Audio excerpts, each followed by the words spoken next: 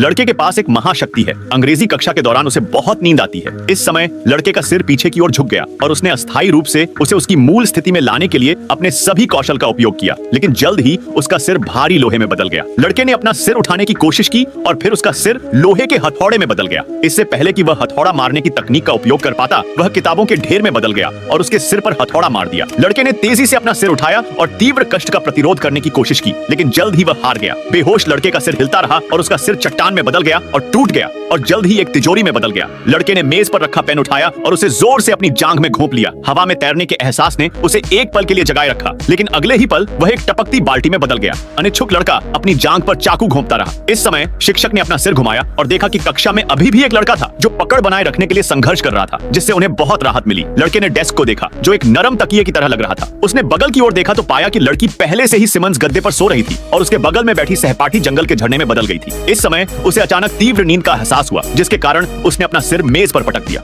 लड़का आत्मिक दुनिया में आ गया। उसने अपने सोए हुए सहपाठियों को जोर से हिलाकर जगाने की कोशिश की। उसने उनके मुंह पर थप्पड़ भी मारे और उनके मुंह में काली मिर्च का पानी भी भर दिया, लेकिन उसके इतना करने पर भी कोई प्रतिक्रिया नहीं हुई। इस समय लड़के ने अपनी दादी को देखा जो बहुत पहले मर चुकी थी। अपनी दादी की देखभाल से लड़का शांति से सो गया। शिक्षक ने देखा कि पूरी कक्षा सो गई थी। वह उनके बगल वाली सीट पर आया, अपना लंबा चश्मा उतारा और उनके साथ बैठ गया।